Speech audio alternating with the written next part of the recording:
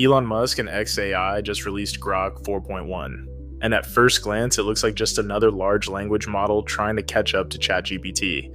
But after digging into what it can actually do, the story is a lot more interesting. In blind tests where people did not know which model they were using, Grok 4.1 did not just keep up. It ranked first, ahead of ChatGPT, Claude, Gemini, and every other major model on the leaderboard. In this video, I'm going to walk you through why that happened, what Grok 4.1 is actually good at, where it still falls short, and whether it is worth adding to your daily workflow.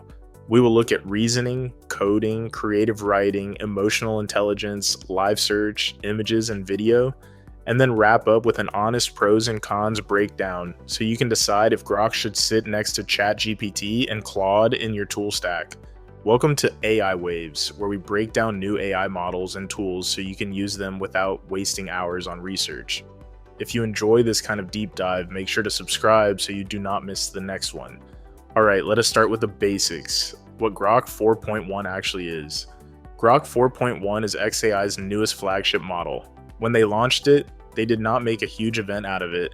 Instead, they quietly put it in front of users for about 2 weeks without telling anyone that it was a new version.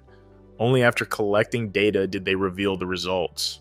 On the LM/SUS Arena text leaderboard, Grok 4.1 in its thinking mode reached the top position ahead of every other model that was tested.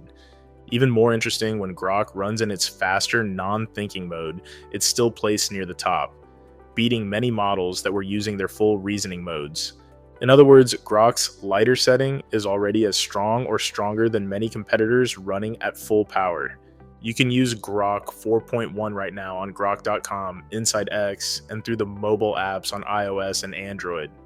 From the outside, it looks like a friendly chat assistant, but under the hood, it is doing a few things differently. What makes Grok 4.1 feel different? Benchmarks are nice, but what matters is how it feels when you actually use it. In real-world A/B tests, human users preferred Grok 4.1 over the previous version in a clear majority of conversations.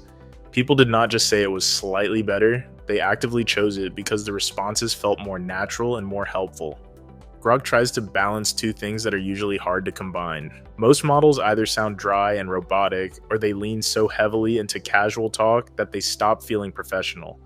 Grok aims for a middle ground. It tracks context well, reacts to the tone of the conversation, and answers in a way that feels like a knowledgeable friend rather than a corporate assistant or a stand-up comedian. Emotional and creative intelligence. One of the more surprising parts of Grok 4.1 is how much effort XAI put into emotions and creativity. On EQ-style benchmarks that try to measure emotional intelligence in models, Grok 4.1 scores at the top of the chart. It also ranks very high on creative writing tests. In practice, that means it can respond to sensitive messages with warm but appropriate language, and it can still switch into a more playful style when the conversation allows it. In demos, it has comforted users with empathetic wording, complete with emojis that actually fit the mood instead of feeling forced. When asked for stories, scripts, or ads, it tends to follow detailed instructions closely, keep the chosen tone, and produce narratives that feel intentional instead of generic.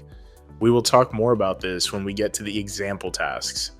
Reasoning that does not fall apart. Reasoning is the place where many models still struggle. Give them a multi-step puzzle or a tricky math problem, and they either lose the thread or confidently state the wrong answer.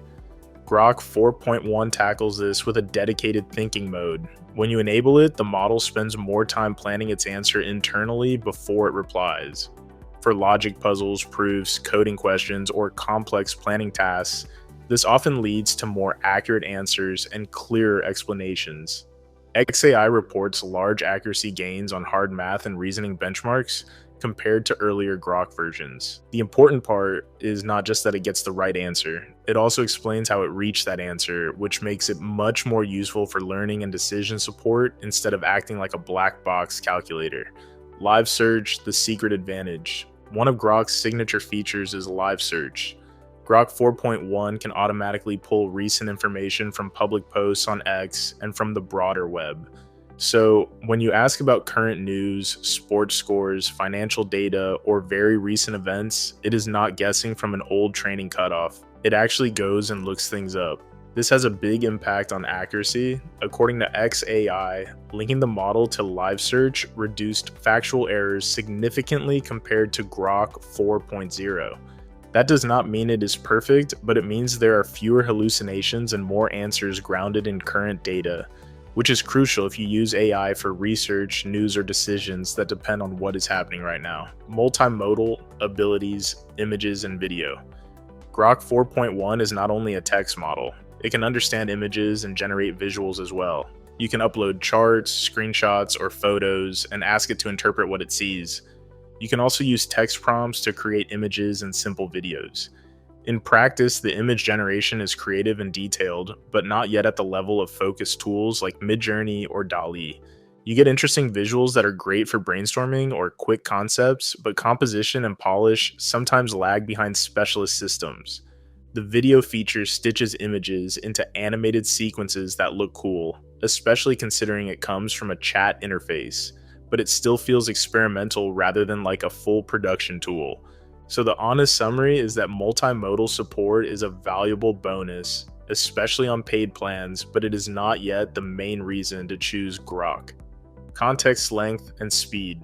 Context windows are one of those things you only notice when they fail.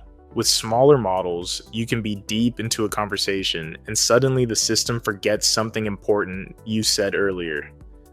Grok 4.1 aims to reduce that pain. On higher tier plans, the context window stretches toward 1 million tokens, which is massive. Even the standard access levels can handle much longer sessions than older models before losing track. At the same time, response speed improved compared to Grok 4.0, so the model feels more responsive even while doing more reasoning in the background. Longer memory plus lower latency is a rare combination, and it is a big deal if you lean on AI for long projects, documents, or ongoing chats. Personality and humor. Grok has always marketed itself as the AI with a sense of humor, and version 4.1 keeps that identity while trying to be more reliable. It still throws in jokes, memes, and references to online culture when appropriate, but XAI says they worked on making its personality feel more consistent and less chaotic. That means it can be playful and irreverent in some situations, but it also knows when to slow down, be serious, and respond carefully to more personal or sensitive topics. For many users, that mix of usefulness and entertainment is a big part of what makes Grok feel less like a tool and more like a companion. Using Grok 4.1. From a user experience point of view, Grok is very simple. On X, you just tap the Grok icon and start chatting. On grok.com or in the mobile apps, it is the usual chat window. You type or speak your request, choose between faster replies or deeper reasoning, and the model responds. There's also a voice mode that reads answers aloud using different speaking styles and accents. On top of that, Grok is integrated into Tesla vehicles as a voice assistant, so some drivers can literally talk to it while on the road. For most people though, it is just a familiar chat interface that tries to be a little smarter and a little more up to date than what they might be used to. Example tasks and what they show. Let us talk through the kinds of tests people have used to stress Grok 4.1 and what those reveal. First, creative writing. When given a very specific prompt, like a short story with length limits, a named character, a particular tone, a reference to a real AI technology, and a clear moral, Grok tends to hit every requirement while still sounding natural. That combination of instruction following and creativity is one of its clear strengths. Second, image generation. Pairing that same story with visual prompts produces vivid and detailed scenes, but again, the layout can feel a little uneven compared to specialist image models. Great for ideas and mood boards, less ideal as final artwork. Third, a classic logic puzzle such as the 3 mislabeled boxes with apples and oranges. In thinking mode, Grok works through the steps, chooses the correct box to open, and explains how that one piece of information lets you relabel all 3 boxes correctly. The value here is not just that it gets the right answer, but that the reasoning is easy to follow. Fourth, coding tasks. Ask Grok to write a Python function that groups anagrams with a docstring and tests, and you get clean code that uses the standard sorted key pattern along with a short explanation of the approach. For everyday programming support, that is more than enough to be useful. All of this points to a model that is not just good at one niche, but competent across creative writing, logic, and coding at the same time. Access and pricing. So how do you use Grok 4.1 and what does it cost? Anyone with an X account can start with the basic chat experience. There's a free level with limited context and usage, which is enough to get a feel for the model. For heavier use, there are paid plans. A mid-level subscription unlocks more messages, a much larger context window, access to voice features, and the Imagine image tool. A higher tier plan focuses on power users, with even more context and priority access. For developers, there is an important catch. At the time of recording, the public XAI API still offers older Grok models, not 4.1. Pricing for the new version has been announced, but direct integration into your own apps is not generally available yet. So for now, Grok 4.1 is mostly a consumer-facing product that you access through X or the official apps instead of a model you can easily wire into your own software. Strengths and weaknesses. Let us be honest about where Grok 4.1 shines and where it still lags. On the positive side, it is strong in conversation. Text quality is high, tone feels human, and it handles logic puzzles, structured writing, and standard coding tasks very well. Live search makes it noticeably better on fresh information than models that rely only on static training data. Long context and fast responses make it comfortable to use for extended sessions. On the negative side, it still shares the usual large model issues. It can hallucinate, especially in obscure areas, and it can be a bit too agreeable, sometimes prioritizing pleasant wording over strict accuracy. Multimodal features are promising but not yet at the level of top image and video tools.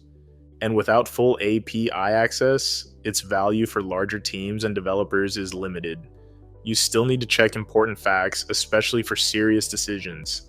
XAI itself warns that Grok can output confident but incorrect statements, so it should be treated as an assistant, not as a single source of truth. Final thoughts, is Grok 4.1 worth using? After looking at the data and the demos, Grok 4.1 is clearly a big step forward for XAI. It combines stronger reasoning, a friendlier personality, live search, and very large context windows into one package that feels more like a collaborator than an ordinary chatbot. If you write, code, research, or just like having an AI companion that understands current events, it is absolutely worth trying. The free access lets you experiment with almost no friction, and the paid tiers are aimed at people who really push these tools hard. It is not perfect. There are still quirks, hallucinations, and missing developer features, but it already stands out as one of the more capable and more enjoyable models to use today, and it will only get more interesting once full API access arrives. If you decide to test Grok 4.1 yourself, compare it to ChatGPT and Claude on the same tasks, and see which one fits your style. You might find that different models win in different areas, and that is completely fine. If this breakdown helped you understand what Grok can and cannot do, let me know in the comments and tell me which model you want me to cover next. You are watching AI Waves. Thanks for being here, and I will see you in the next one.